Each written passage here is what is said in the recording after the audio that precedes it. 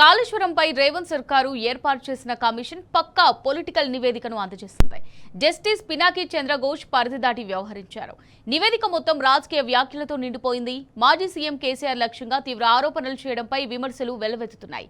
ఆర్థిక శాఖ మంత్రిని కుట్రదారుగా అభివర్ణించడంపై నిపుణులు విస్మయం వ్యక్తం చేస్తున్నారు.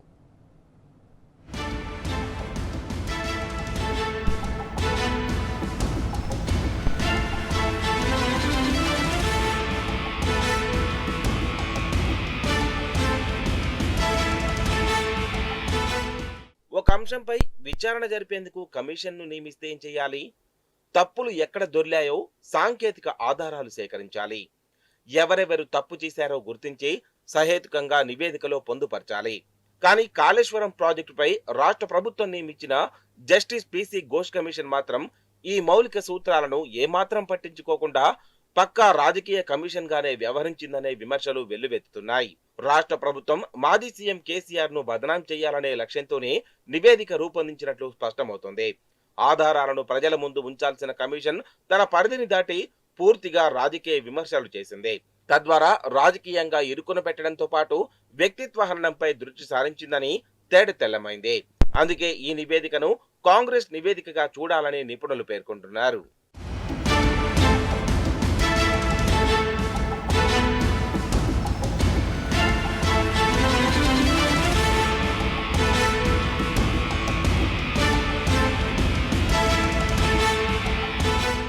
పిసి ఘోష్ నివేదికలోని ప్రతి పేజీలోనూ కేసీఆర్ టార్గెట్ గా విమర్శలు చేశారు. ప్రాజెక్టు ప్రణాళిక, నిర్మాణం, అమలు, నిర్వహణ ఇలా అన్ని అంశాల్లో జరిగిన అవకతవకలను నాటి సీఎం కేసీఆరే పూర్తి బాధ్యత వహించాలని కమిషన్ అభిప్రాయపడింది. అయితే ప్రాజెక్టు ప్లానింగ్ మొదలు పూర్తయ్యే వరకు ఎక్కడెక్కడ ఏం జరిగింది, ఎవరి నిర్ణయం వల్ల ఎలాంటి తప్పులు జరిగాయో వివరించడం కమిషన్ బాధ్యత. కానీ అలా కాకుండా పేపర్ మీద డిజైన్ ప్రారంభించినప్పటి నుంచే ప్రాజెక్టు పూర్తయ్యేదాకా మొత్తం కేసీఆర్ నే బాధ్యుడిని చేయడం ఏమిటని రాజకీయ విశ్లేషకులు విస్మయం వ్యక్తం చేస్తున్నారు. 3 బరాజ్లను నిర్మించాలని కేసీఆర్ ముందుగానే నిర్ణయించుకున్నారని, దానిని అమలు చేశారని పిసి ఘోష్ ఆరోపించారు. సాధారణంగా ఒక కార్యక్రమం ఎప్పుడైనా ఒకరిద్దరి ఆలోచనల నుంచే పుడుతుంది. ఆ తర్వాత దానిపై అధ్యయనం జరిపించి ప్రణాళిక రూపొందించి అమలు చేస్తుంటారు. కాళేశ్వరం ప్రాజెక్టు విషయంలోనూ జరిగిందదే. ప్రాణహిత నదిని గోదావరి నది నుంచి వచ్చే వరదను కలిపి లిఫ్ట్ చేయగలిగితే తెలంగాణ సస్యశ్యామలం అవుతుందని కేసీఆర్ భావించారు.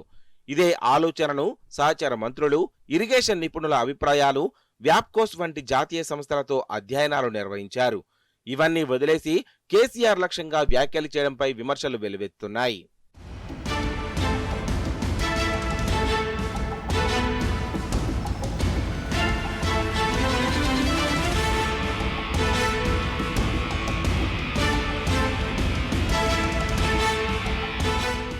కమిషన్ తన నివేదికలో నాటి ఆర్థిక, ప్రణాళిక శాఖల మంత్రి కుట్రదారిగా వ్యవహరించారని పేర్కొంది.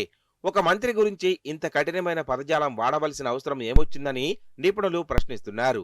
ఫలానా మంత్రి చేసిన ఈ పని వల్ల జరిగిన పరిణామాలు ఇవే అని వివరించడం వరకు మాత్రమే కమిషన్ పని.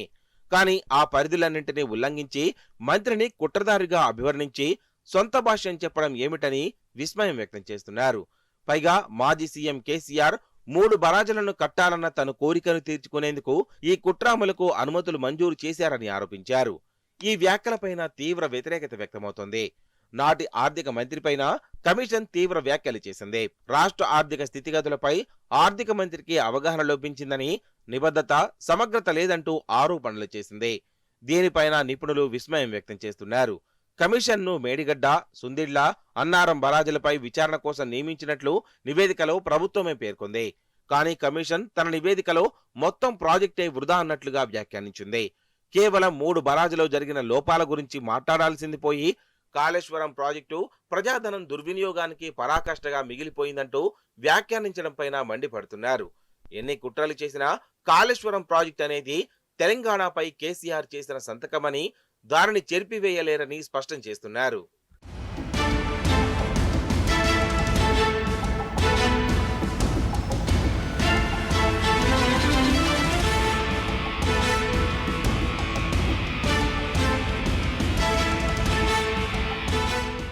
మాజీ సీఎం కేసీఆర్ పై కమిషన్ తన నివేదికలో నిందాపూర్వక వ్యాఖ్యలు చేసింది. ఇంతకన్నా దారుణమైన మాట మరొకటి ఉండదని, ఈ నివేదిక కాంగ్రెస్ నేతల కనుసన్నల్లో తయారైందనడానికి ఇంతకన్నా నిదర్శనం ఏం కావాలని రాజకీయ విశ్లేషకులు పేర్కొంటున్నారు. తెలంగాణ పట్ల, ప్రజల పట్ల కేసీఆర్ కు ఉన్న చిత్తశుద్ధి, నిబద్ధత గురించి రాష్ట్రంలో చిన్న పిల్లవాడి గురించి వృద్ధుల వరకు ఎవరినడిగినా చెప్తారన్నారు.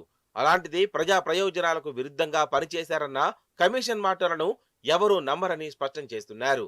కమిషన్ న్యాయాధికారిగా వ్యవహరించి నిజానిజాలను ప్రజల ముందు ఉంచాల్సింది పోయి పూర్తి రాజకీయ దురుద్దేశంతో వ్యవహరించినట్లు అనుమానాలు కలుగుతున్నాయని అంటున్నారు.